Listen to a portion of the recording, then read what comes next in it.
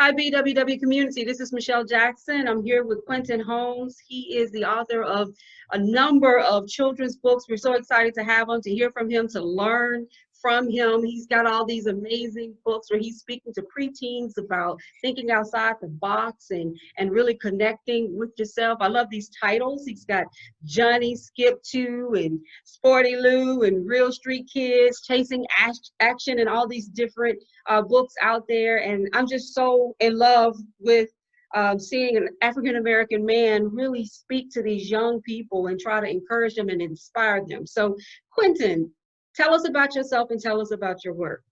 Absolutely. Thanks for having me. I really appreciate it. Yeah, so Quentin Holmes, I am a multicultural children's book author. I have been writing and releasing books over the last 10 years. My first book was actually Chasing Action. It was a chapter book series here in the Real Street Kids series. I've since gone on to write and release 3 books in that series, the Real Street Kids series, Chasing Action, Art of Authenticity, and then the last book is Good Ideas. So that's kind of where the genesis of my writing was. It started with chapter books in this series. And so it's been 10 years since I've launched that one, and really, really excited about the journey I've been on there. And we'll talk more about that one as we kind of go along. Also have 2 other series as well. I have picture books. So I have the Johnny Skip 2 picture book series. That's Johnny and his little dog Grounder, and they take trips around the world, and the first stop they go is Australia. And so that's the series. The second one I have is 40 Lou. This one is all about a little boy learning to play soccer for the first time, and his dad kind of helping to kind of navigate him through that journey. And so these are the 3 book series that I have that I've been selling over the last 10 years, and it's been quite a journey. So really great to be here to kind of share with you about my journey. We're so excited to have you, to learn from you, and to learn from your creativity. I know that in order to create and work with illustrators and get those books out, it takes quite a bit of creativity. But I want to know about that moment where you decided that this was what you wanted to do, that you needed to leave this legacy for the next generation, because that's just what it is. You know, this will proceed, this will exist beyond all of us, these books that we're putting out into the world. And so tell me about that moment where you knew you needed to put these books out. What really inspired the creation of your books? Yeah, thanks for that question. So I've had quite an interesting journey in kind of entrepreneurship. I originally started in my 20s with like making clothes. And so that was my first toe in the water towards entrepreneurship, kind of being my own creative. And I did that for about 8 years, and I was selling into boutiques here on the West Coast. I'm based out of here in Long Beach. But yeah, I was selling a bunch, like 10 different stores. And one time I had someone, one of my like t-shirt manufacturers was like, hey, why don't you come up with something for kids for me? And I was like, so I came up with literally, which was these kids here, the Real Street Kids. And long story short, they made me an offer and wanted me to come work for them. And, but they wanted to buy it. And I wanted to just kind of license the characters. So long story short, we didn't do that. So I was left with these characters, and I've always been a writer since I was young, you know, writing short stories, poetry, those types of things. So I'm left with these characters, and I was looking to kind of evolve in my creative space. And I said, you know what, why don't I go ahead and try to like write these stories? And so that's literally kind of how my journey started. It was literally, I'm left with some characters I had developed for someone else, but then I decided to go ahead and kind of flesh it out for my own needs. And like I said, 10 years later, and 6 books later, I've kind of refined my writing, my marketing, and my overall approach, and it's been quite a journey. So I want to talk to you about that, your writing and your publishing and just the overall approach. But I also want to hear from you about you have these diverse characters. And why was it important that you have diverse characters? And I know that, a lot of parents are looking for, materials to put in front of their kids now, especially because the kids are at home.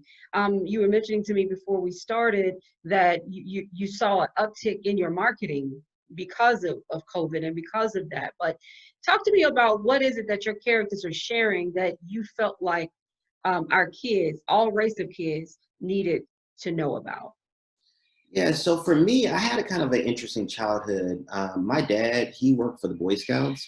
He kind of worked his way from the bottom to the top in 37 years. That was his journey.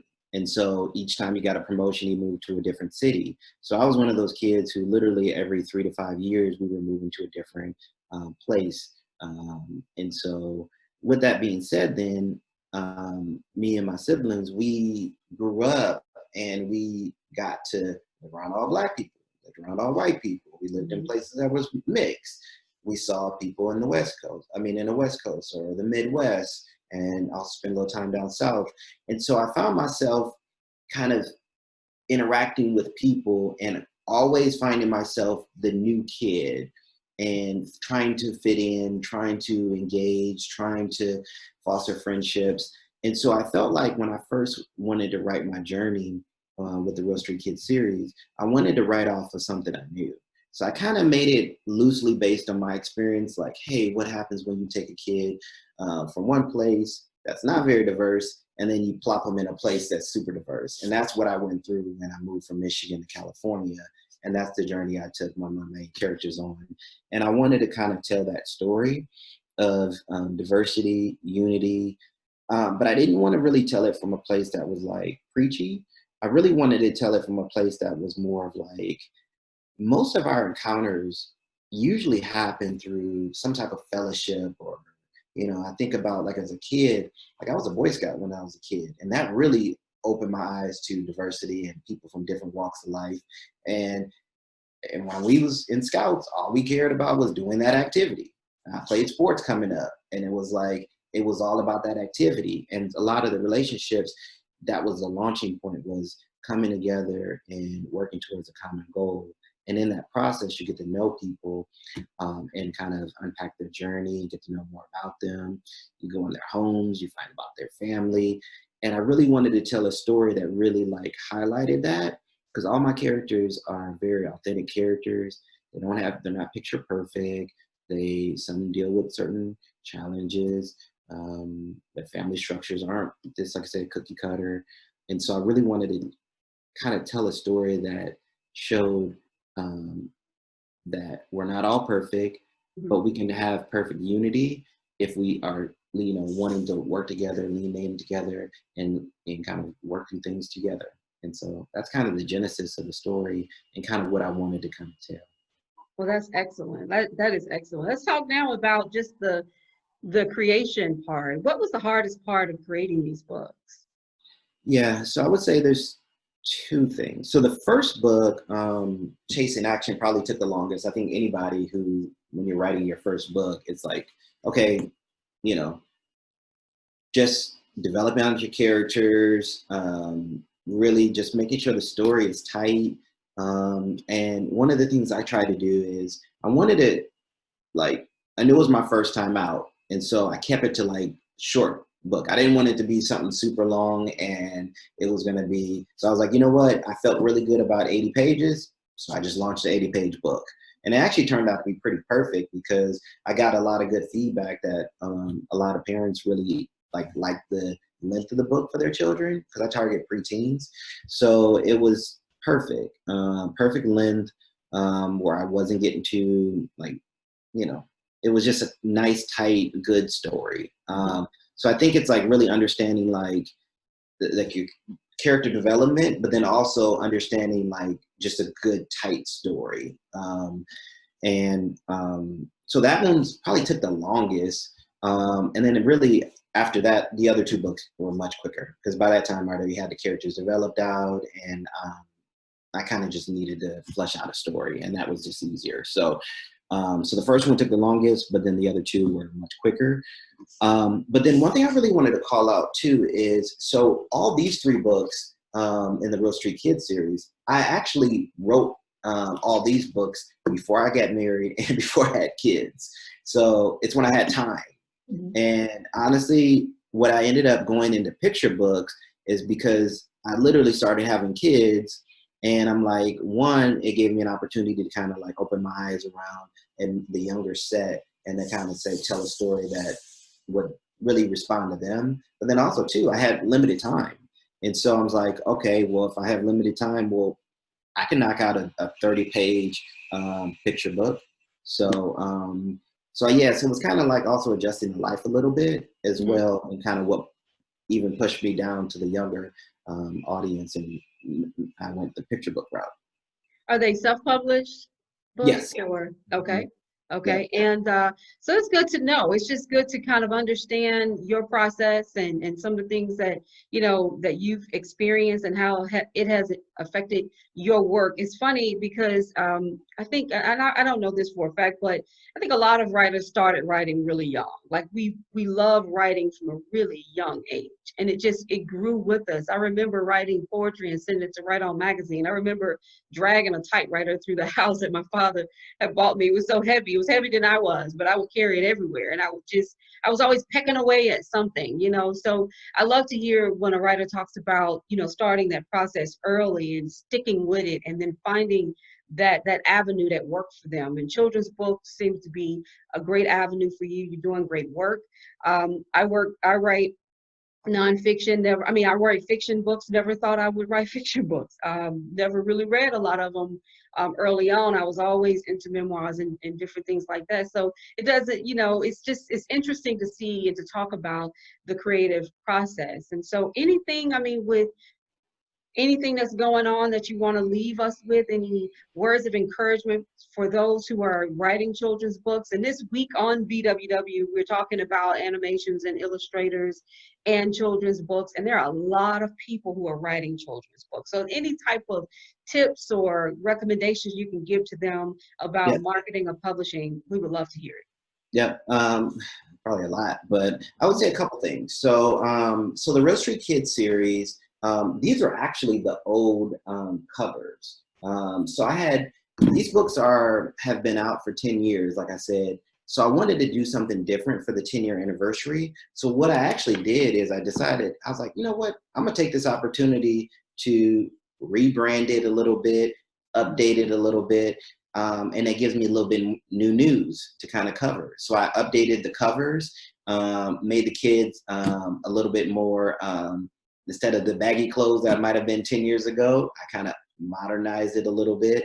And then even the hairstyles and things of that sort, I kind of modernized it a little bit. Same kids, just a more modern, fresh look. So it's like for me, it was like, hey, gives me something new to talk about after 10 years instead of still saying the same old, like, hey, buy these, buy these books that have been out for some time and I've probably already hit people multiple times. So now it gives me an opportunity to have new news. So any types of things you can do to create new news, be it fresh new cover or maybe add in a teacher's guide. I actually have teacher's guide for the first two books in the series, and that's a nice resource as well. I never actually sold it.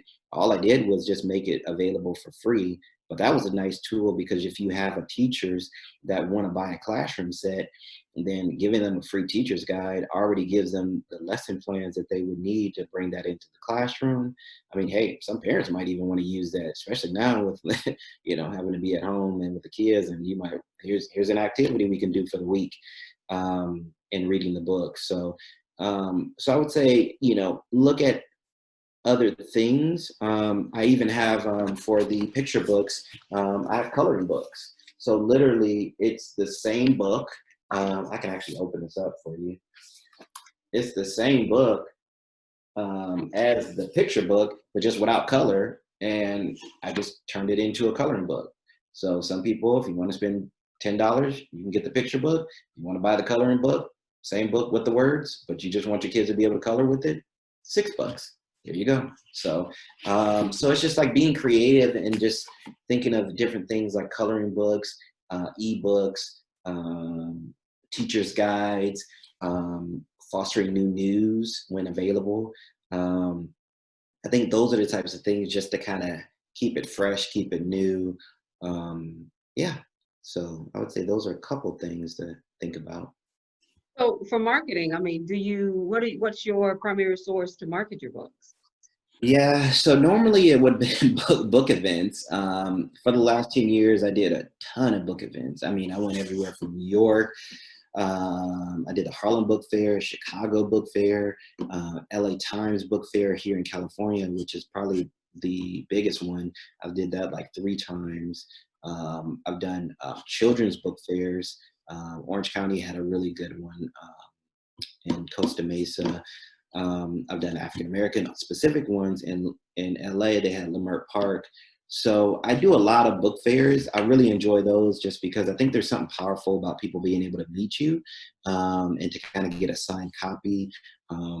It just fosters a really good relationship, and then hopefully, they'll look at buy future ones. But it just means something when they get that signed copy and they all go home and say, I met the author, and that person, looks like me, or I can see myself doing what they did. Because most of the time you read books, you never know who the author is. Right.